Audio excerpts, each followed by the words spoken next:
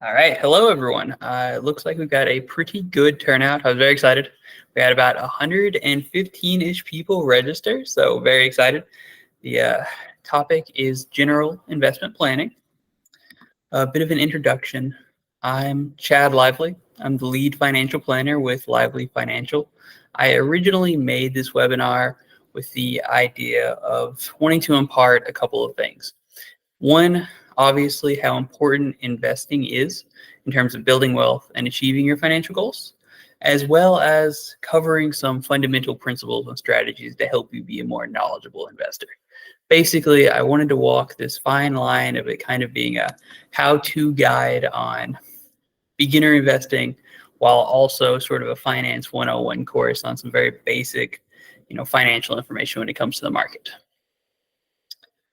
Before we get too much into any specific details, for compliance purposes, I do have to give a disclaimer.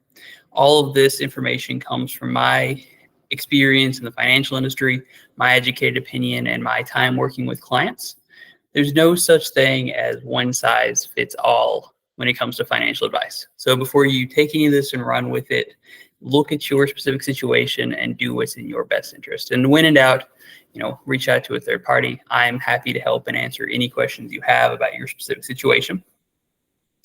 So now, with that out of the way, we can finally really get into the material. So for starters, why invest? I'd imagine that a lot of you that joined this probably already have some idea of why investing is important, or why it's something that you should take a deeper look into. But to put it very succinctly, investing is going to be foundational for your financial health. It's going to allow your money to grow beyond the paycheck you're collecting, the income you're getting for work, beyond all the hours that you're spending at your job. You're able to put your money away kind of behind the scenes and allow it to grow through the power of compounding. And that's going to end up being far greater, typically in most cases, than your actual wage or salary from your job is. And also, investing is going to allow you to accomplish your financial goals. Pretty much any important life milestone, whether that's getting married, buying a house, having a child, or retiring, is going to involve money in some way, shape, or form. So investing for those short-term and long-term goals are going to be really huge. And it's best if you start early, but ultimately, no matter how young or old you are, investing is going to allow you to take somewhat advantage of the power of compounding, and that's going to be pretty huge for whatever your financial goals are. I really wanted to show off just how powerful that power of compounding is. So I pulled up this graph of the S&P 500. For those that don't know, the S&P 500 was created in 1928. It is effectively the 500 largest publicly traded companies in the United States. Oftentimes, whenever people talk about how the market performed today, there's a good chance that they're probably, to some degree, referring to the S&P 500. So since its inception in 1928, and despite several major financial disasters, the financial crisis of 2008, the dot-com bubble, Black Monday, despite numerous other financial disasters, the S&P 500 since 1928 has actually averaged about 12%. This graph goes from its foundation all the way up until 2018. So you're basically looking at over the last 90 years, the S&P 500 has managed to average a return of nearly 12% per year. Now, to really show what that means in terms of compounding your investment, if you were to max out your individual retirement account, which for this year, that's $6,500. So if you max that out every year and you invested it at that average return of the S&P 500, you would have over $100,000 in your investment account in 10 years. You would have over $250,000 in 15 years. In 25, you'd just cross $1 million. And if you're 35 now, looking to retire when you're 65, that 12% return on $6,500 per year would end up being almost $2 million. Now, I do want to make it clear that that is the historical return of the S&P 500. I cannot predict the market. I am anticipating that the S&P 500 will probably go strong long into the future, but it may not be 12%. And also putting your entire, retirement or investment in the S&P 500 may not be suitable for you. But I wanted to show this example of just how powerful compounding interest is. Now, we can actually get into, showing you sort of the pot of gold at the end of the rainbow. How do we actually start investing? To put it into 5 simple steps, first, we're going to go through determining your goals. We're going to go through the types of accounts that you can open. We're going to go through slightly how to create a budget. It's pretty complicated. I wasn't able to get too into it in this presentation, but we're going to discuss sort of creating a budget to determine how you're going to fund those open accounts. Then we're going to talk about the actual investments you can purchase. And then we're going to discuss a lot of sort of the hardest part of investing, which is oftentimes that waiting and then reevaluating as you start to get closer to accomplishing your financial goals. So the first step, setting financial goals. You're going to want to define your objectives. You want to split them up into short-term, medium-term, and long-term financial goals. And from there, you'll determine how essential they are. Something like retirement is obviously going to be more important than getting a third house, but that's going to go a long way to determining your risk tolerance. Once you've sort of figured out your risk tolerance, you're then able to align those investments to your comfort level. And something we'll talk more about is, like I said, oftentimes the toughest part of investing is that waiting and reevaluating as you start getting closer to your investment goals. So whenever you've got a good breakdown of what's essential and what's less important, you're able to take your age into account, your financial responsibilities, and your emotional resilience to sort of ensure that your financial goals are lined up with those investments that you've put your money into. But what's also a very important part to keep in mind is long-term goals versus short-term goals. Essentially, if it's a longer-term goal, you're going to focus on growth and capital appreciation. If it's shorter term, it's going to be more focused on capital preservation and prioritizing liquidity. Liquidity is how easy it is to convert an investment into cash. Something like a hotly traded stock, Amazon stock, for example, it's pretty liquid. You could buy into the investment, and if you needed to, you could sell out of Amazon pretty quickly. Something like real estate it's much lower in liquidity. It's a lot harder sometimes it can take weeks to months to even years to sell a certain property. So something like that isn't as suitable for short-term goals. And you want to align your investment portfolio with the time frame of your goals. What's also important is inevitably all long-term goals eventually become short-term goals. So as you start, approaching retirement 30 years from now, that's going to become retirement 5 years from now to 1 year from now to where you're going to be retiring pretty soon. You want to slowly start to convert your investment portfolio away from that, focusing on growth to focusing on that capital preservation and liquidity prioritization. So now at this point, you should hopefully have some ideas of what your goals are exactly. And now we'll talk a little bit more about the accounts you can open, sort of step 2 of that 5-step process that I laid out. So there are tax advantaged accounts and there are sort of just taxable brokerage accounts. The tax advantaged accounts are things that a lot of people have heard, stuff like 401ks, 403bs. These are employer sponsored retirement plans. Essentially, if you made $50,000 per year and you decided that you wanted to put $5,000 away into your 401k, you would only pay income taxes on $45,000.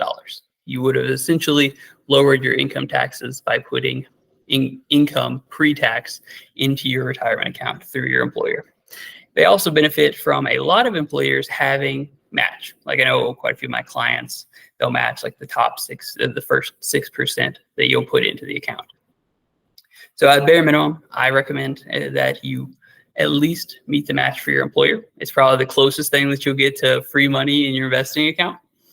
And then beyond your 401k and 403b, I recommend that you have an individual retirement account.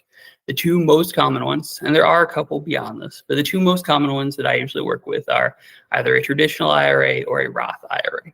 With a traditional IRA, you would put money in today and it would grow tax deferred, and you wouldn't pay taxes on it until you started using it in retirement. You'd also have required minimum distributions and a few other things, but essentially you would ideally max it out. For both the IRAs, $6,500 for an individual is what it would take to max it out for this year.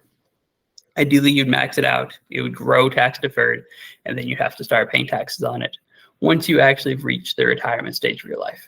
The Roth IRA is sort of the opposite of that. You open it up, you'd put money into it after you pay income taxes on it. and it would grow, and you would be able to withdraw it in retirement tax-free. So there are some income limitations on a Roth IRA. You can actually make too much money to have a Roth IRA, but depending on your situation, I highly recommend everyone take advantage of that employer match in their 401k or 403b. Everyone have at least a traditional IRA or a Roth IRA. And then if you have money, say you max it out, both of those accounts, if you then have money left over that you'd like to invest, you'd be looking at a taxable brokerage account. These are accounts that don't really have any tax advantages or anything like that, but you're able to move money into them and from there buy investment products. Now, so of that 5-step process, we've created our goals, we've talked about the types of accounts that you'd open, and now we determine how much money can you actually fund those accounts with. So building a budget is usually the hardest part. Is definitely the part that requires the most discipline for my clients when it comes to investing. So I can't go too much into it, but I did want to sort of talk about a good baseline on how to build your budget and determine just how much money you have to invest.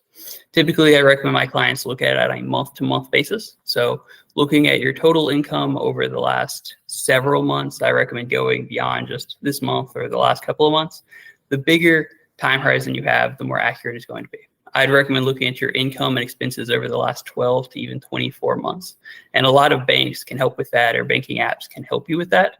But once you understand your income, how much money you have to work with, you can start looking at your expenses, determining what's essential, things like housing, utilities, groceries, gas, and then what's less essential, entertainment, dining out.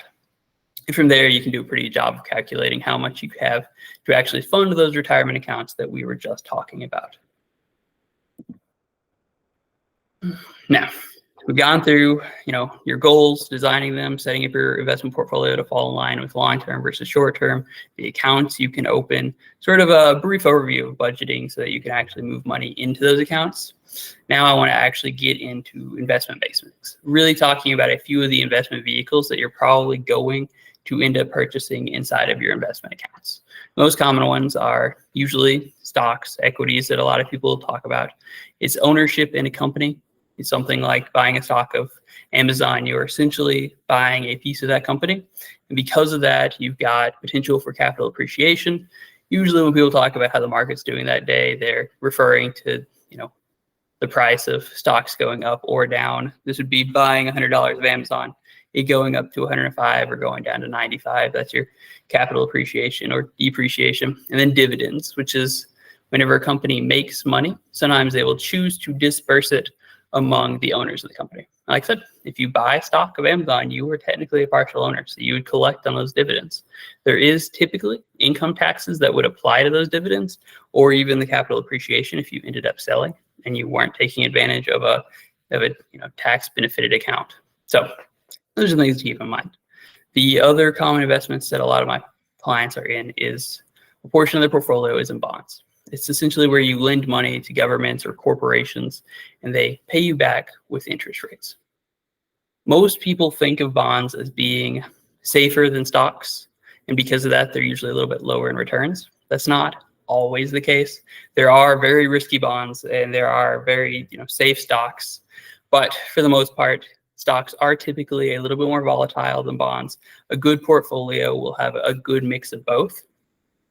Beyond that, you usually have cash and cash equivalents, very liquid assets, things like even a savings account. It's very low risk, and because of that, it's very low returns. But if you have any sort of short-term financial goals, you're going to want that level of liquidity. So, and beyond that, sort of the fourth very common one is real estate. It's pretty capital intensive. Usually buying a property, you're going to have a steep down payment.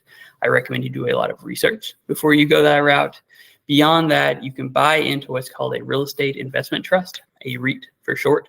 It's a cheaper way to get into real estate. But for the most part, real estate is going to be pretty low liquidity. It's going to be very slow to get your money out of, and it can be pretty capital intensive.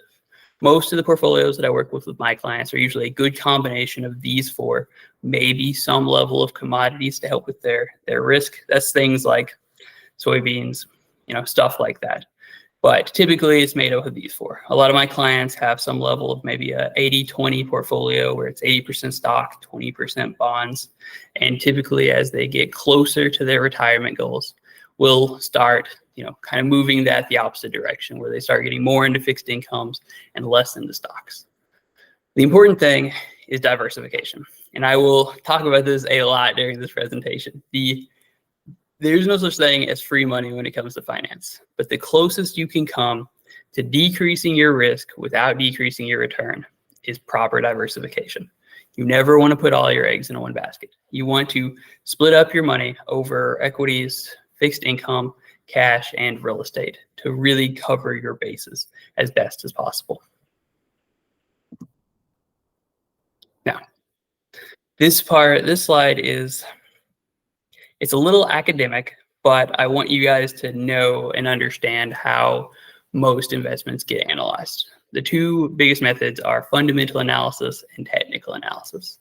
Fundamental analysis is sort of a team of portfolio managers will break down a company. They'll look at the financial statements, the earnings, their growth prospects, their product lineups, their layoffs, pretty much every facet of a company to try to determine its competitive position. And from there, they'll speculate on whether or not it's going to be successful into the future. This can be very fun, sort of on a hobby side, but it can be very time intensive for a massive company. If you're talking about companies in the S&P 500, like we discussed earlier, those companies are huge and their financial statements are very complicated. And beyond that, a lot of them usually have companies under them that are very large and successful. So fundamental analysis can be very taxing, but I want you guys to understand it. The other side of that is technical analysis. It's founded a lot more in sort of pseudoscience.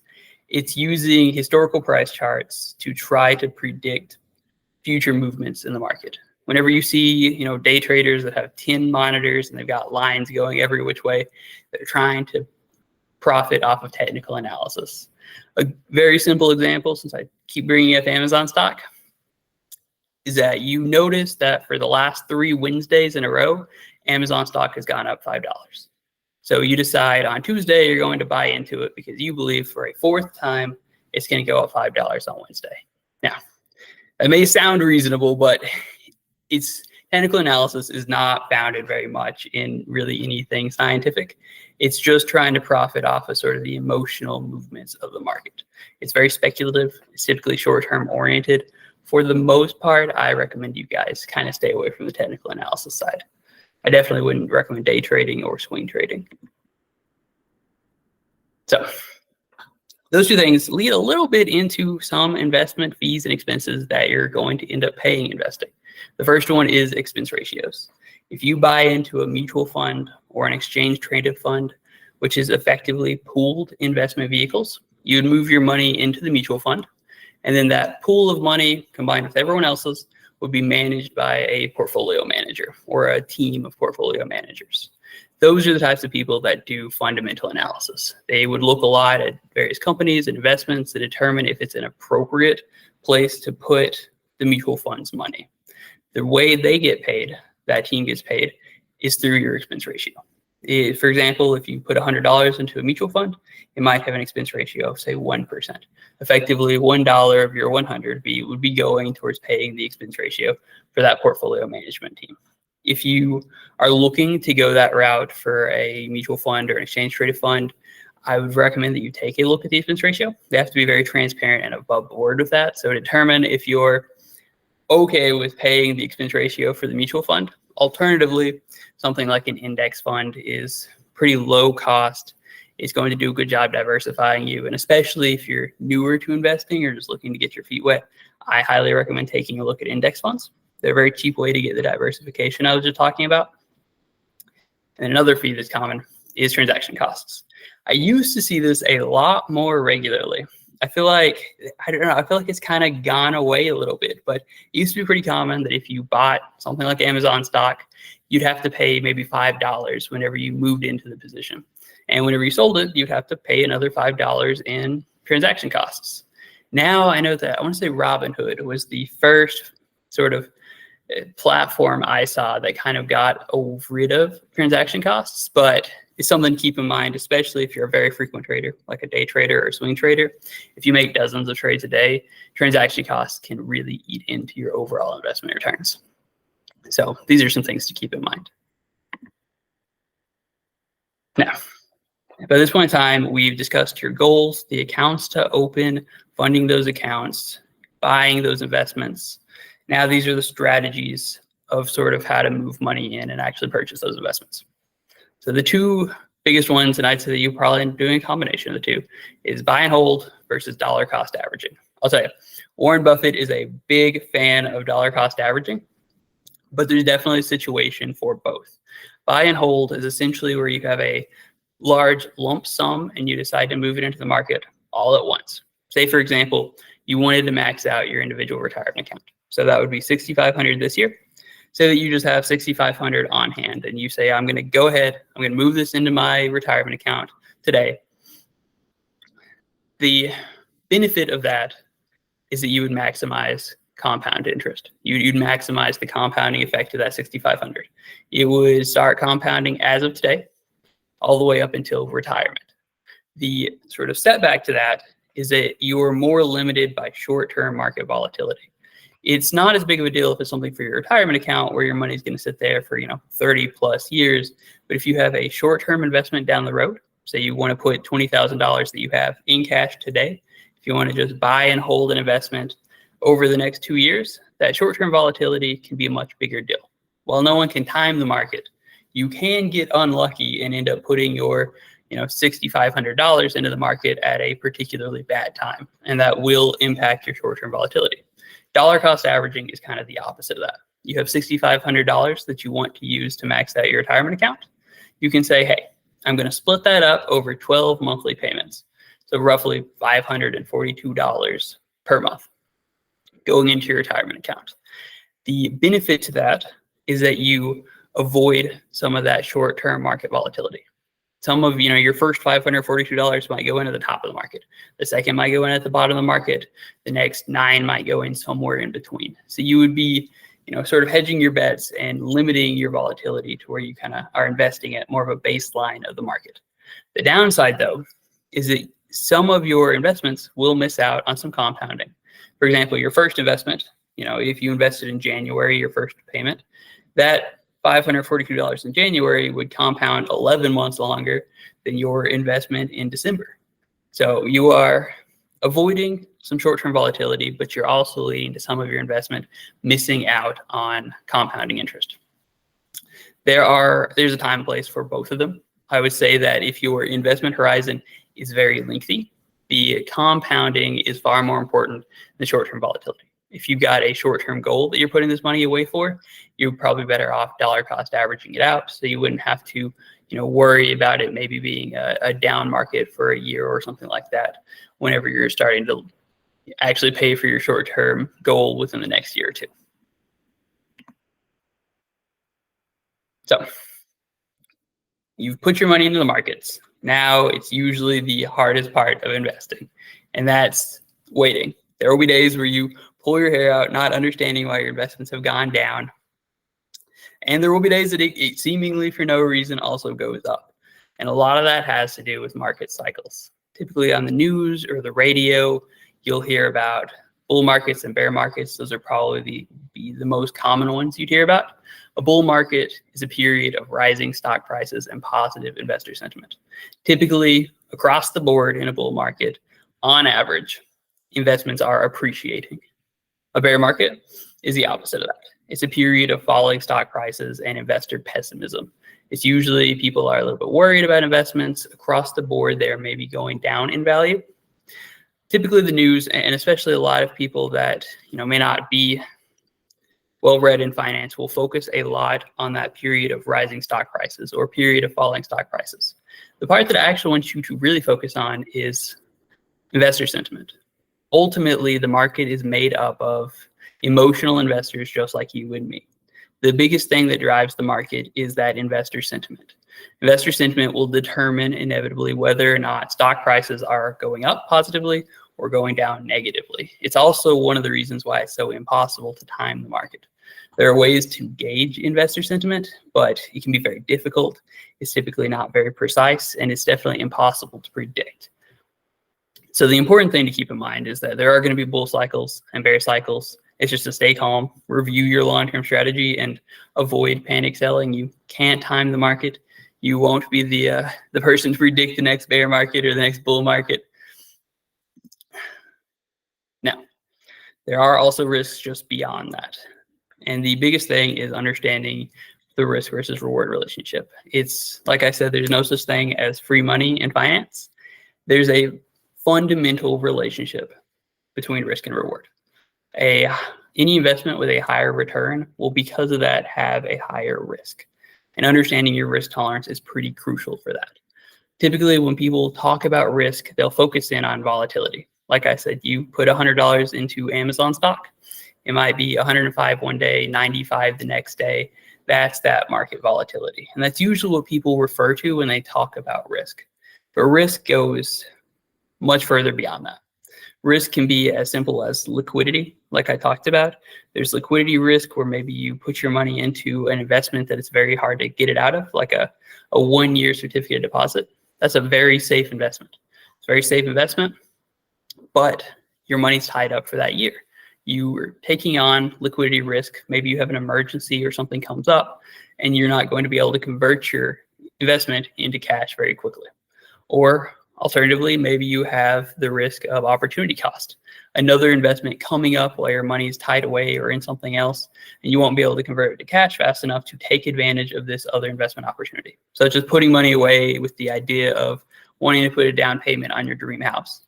When your dream house hits the market, if you're not able to convert your investment to cash, you won't be able to put any money on that down payment. You're taking the risk of that opportunity cost occurring. But staying focused on your goals, avoiding reacting to, short-term market movements, accepting and planning out your investments to be appropriate for your financial goals. Obviously, if you have a short-term financial goal, avoiding liquidity risk, avoiding, these other risks that we mentioned at the very start of this, whenever I talked about long versus short-term goals, that's going to be the best ways to avoid your risk. And all of this goes very heavily back to diversified portfolio. Like I said, I'm going to beat this to death because if you take anything away from this, it's how invaluable diversification is in your investment portfolio. The easiest way to do it is that asset allocation diversification. Like I said, if you split your wealth between stocks, bonds, cash, and other forms of investments, that's going to be at baseline of relatively diversified portfolio. But beyond that, you also want to diversify within those asset classes. Like I said, if you have a portfolio that's 80% stock, 20% bonds, you don't want all of that 80% stock side to be in technology stocks. Something like a microchip shortage will end up impacting your entire portfolio. So you want to split that up amongst, financial stocks, therapeutic stocks, technology stocks, things of that nature. You want to split it up within those asset classes. And you also want to rebalance periodically. If you have a few good years where maybe stocks have performed extremely well and maybe bonds have meandered or not done so hot, your 80-20 portfolio can start to become a 90-10 portfolio just because your stocks have increased in value and your bonds have not as much. And this will fundamentally increase the risk of your portfolio. The market has simply decreased how diversified you are because of the performance that has occurred. So you'll want to rebalance periodically. Past just your asset allocation, there's also numerous other ways to diversify, something like geographic diversification. We've had that big fire in Maui. I think there's like a hurricane coming to Florida. These natural disasters, if you invest a lot in those areas, will have an impact on your portfolio. A lot of my clients, they love Cincinnati. They want to invest in Cincinnati-owned companies. And if there's ever, some sort of disaster that occurs in Cincinnati, it'll negatively drag down their entire portfolio. Or another very big one is I worked for UPS for about 5.5 years, most of that in their finance and accounting department. Because of that, I was able to get stock options. And a lot of my clients have stock options for their companies. So they put a lot of their money into their company that they work for. They believe in it, they work there, they know how it operates, they've got faith in it. The issue is that you end up taking on a lot of risk. Not only are you taking on the risk of maybe being very focused in one singular investment, but if something happens at the company, maybe it goes under, worst case scenario, or just has layoffs, you could end up losing your job and losing your retirement at the same time.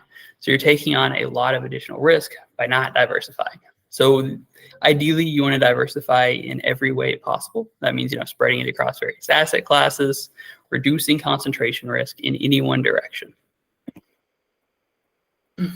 Now, especially with the holidays, I really wanted to have a slide covering investment mistakes to avoid. The biggest one has got to be chasing hot stocks. It feels like every Thanksgiving, I'll have like a client talk to their uncle, who then comes back and calls me up on the phone and says, Chad, my uncle was telling me about this hot therapeutic stock that's going to the moon. I got to get in on it now. And it's almost always a terrible idea. You can't time the market. And that's essentially what you're trying to do whenever you think that you can predict the future on a very new company. Ultimately, you're much better off focusing on fundamentals, looking at long-lived companies that have a strong foundation and history, and investing in those. The other common one that I encounter a lot is overtrading. I've talked a little bit about day trading and swing trading and how I definitely would steer you guys away from those. But a lot of people end up overtrading without even realizing it. I talked about sort of bull markets, bear market cycles. People will listen to the news or the radio and they'll hear that a recession is coming, or they'll hear someone on the radio that scares them. And so they want to pull their investments out.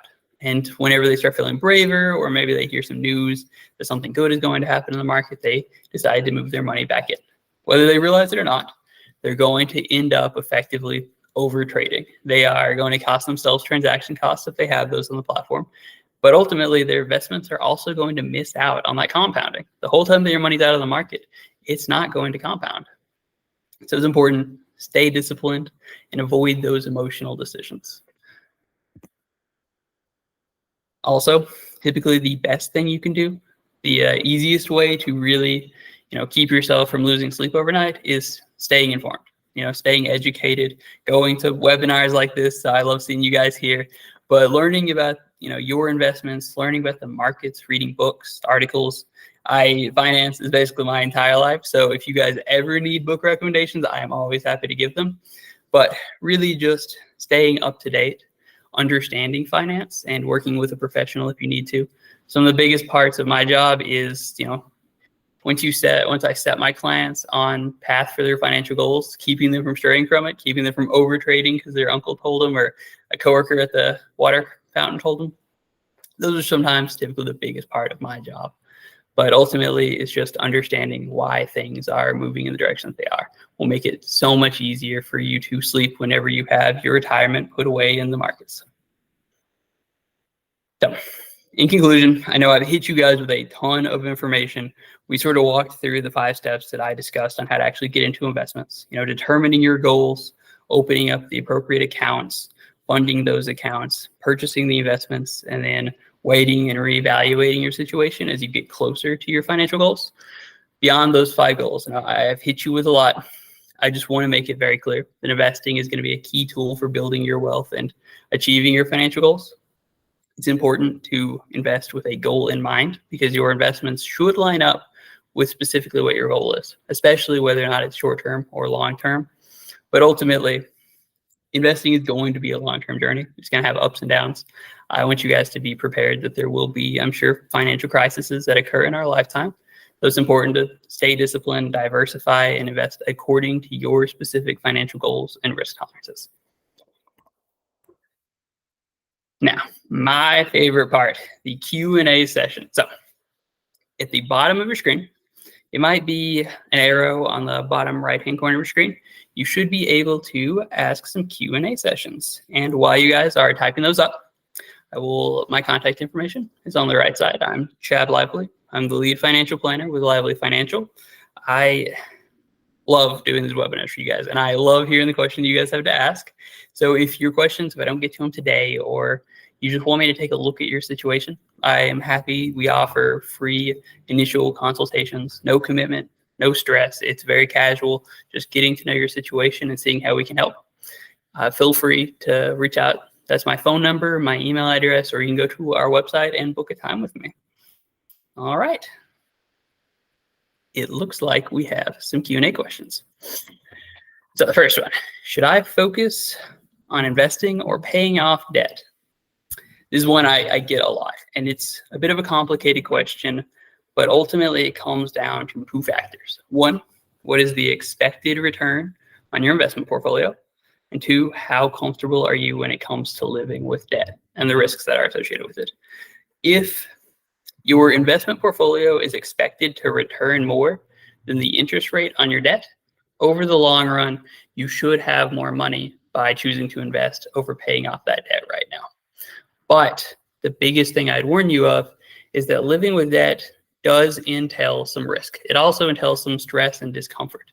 So if you lose sleep overnight because of debt, I would recommend that even if you maybe end up with fewer dollars down the road, go ahead, pay off that debt now, and then you can start investing later.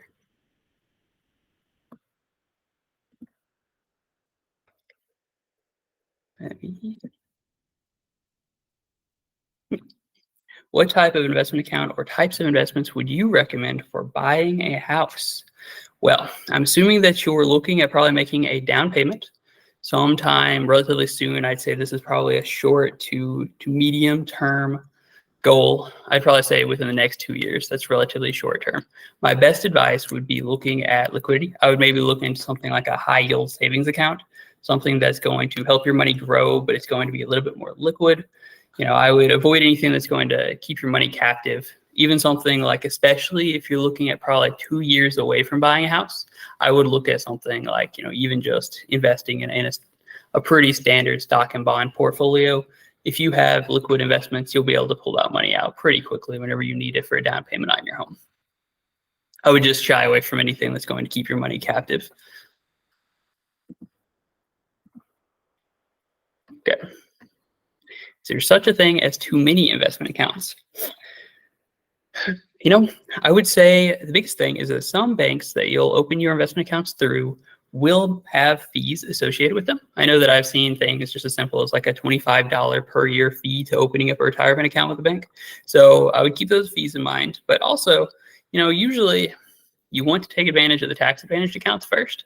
So like I talked about, once you kind of maxed out your 401k, maxed out your individual retirement account, beyond that, that's going to be a big step of basically most of the taxable accounts you're able to take advantage of. You might have some unique situations, but I wouldn't say you can have too many accounts, but you will run into some bookkeeping issues if you've got $1,000 here and $1,000 here, and you've got $1,000 split over 15 different accounts. I've met with some clients that have their financial situations like that, and it can be very tough to get a handle on whenever they start trying to figure out just how much money they have and whether or not they can afford to retire.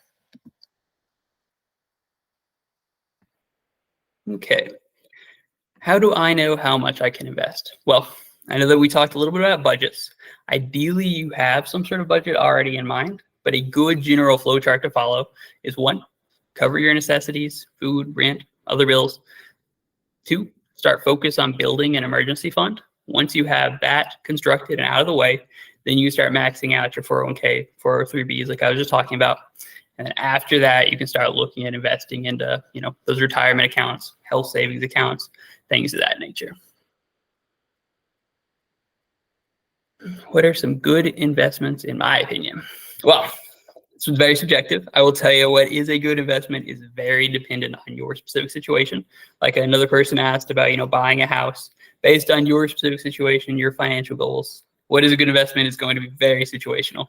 But like I talked about earlier in this, I recommend that anyone who's newer to investing or a little less experienced look into index funds. Warren Buffett, huge fan of index funds. I love index funds. They're lower expense ratio than something like a mutual fund. They're going to be a very easy way to buy a lot of diversification. There are index funds that just try to match the S&P 500. So by buying into that index fund, you're basically buying a little piece of every company in the S&P 500. So I recommend that if you're a little less experienced, you're a little bit newer, I definitely would try to steer you a bit more in the direction of index funds, as long as they were appropriate for your situation. What should I consider when choosing an investment professional to help me? I like this question. So the first thing I would look at is, how do they get paid? Is there a conflict of interest there? Namely, The two ways advisors get paid is either fee only or fee based. If they're a fee based advisor, that means that they are able to collect commissions, kickbacks, money from third parties. Essentially, they're, something like they maybe try to sell you insurance. They're able to do that and collect a commission off of it. So they're fee based. You run the risk that they might make recommendations to you that aren't in your best interest because it makes them the most money. I will tell you though, I am biased. I am a fee only financial planner. So I only get paid for my clients. I don't take commission or kickbacks or any sort of money from third parties. And the biggest benefit to that is that I'm able to be 100% transparent with my clients. I'm always making sure that we're on the same page because what's in their best interest is also in my best interest. I want to do best by them. So I would take a look at specifically how the advisor got paid and determine if that's in line with what you want from a financial professional. All right. Can I strike a balance between investing for retirement and other financial goals, such as buying a home or paying off debt? Absolutely. A good financial plan should take into account all of your financial goals. That's going to be short-term, long-term, paying off debt. And naturally, the more goals and restrictions you have, the more complicated of a financial plan will end up being. But a well thought out plan should include all of your financial goals, and your investment portfolio will reflect that.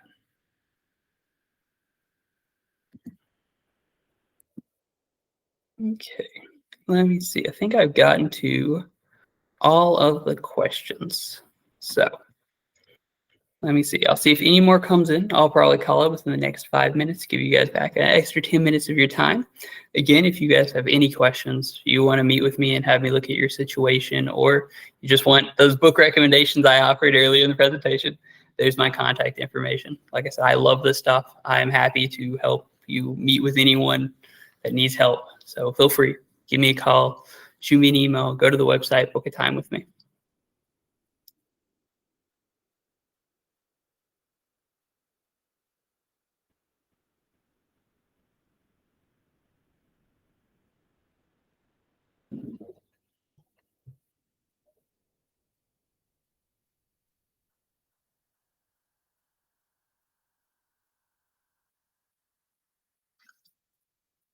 Come on, I know you guys have to have at least a couple of questions. There's no way we had I think 115 people sign up. There's no way that we don't have at least a couple more questions.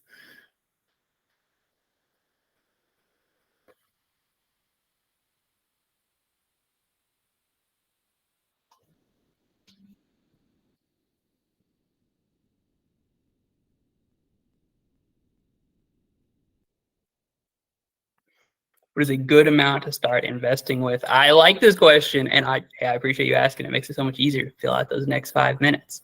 So I would say that this goes a lot back to your budgeting. Any amount of money that you feel okay with parting for the short term is going to be a good amount to start investing with. Keep in mind things like a retirement account. Once you put money into the retirement account, you may have fees and other things if you try to take that money back out. So first, like I said, I would figure out, get your emergency fund squared away. Once you've got your necessities taken care of, your emergency fund taken care of, then look at how much money you have left and decide how much of that you're comfortable putting away today for your financial future. So, but I will also tell you, there is no small amount. Ultimately, I showed you guys that compounding, sort of example of how powerful compounding interest is. Even if it's $1,000 today, compounded over 30 years to your retirement, it will make a significant difference. You would be amazed at just how much money $1,000 today ends up being in 30 years' time. So I would say that no amount of money is too small.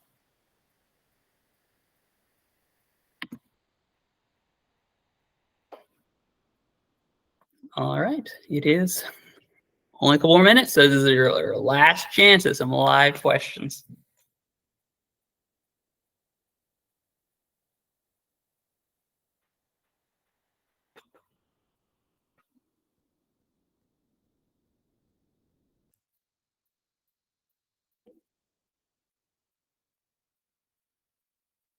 So I do like these questions. You guys have asked some good ones.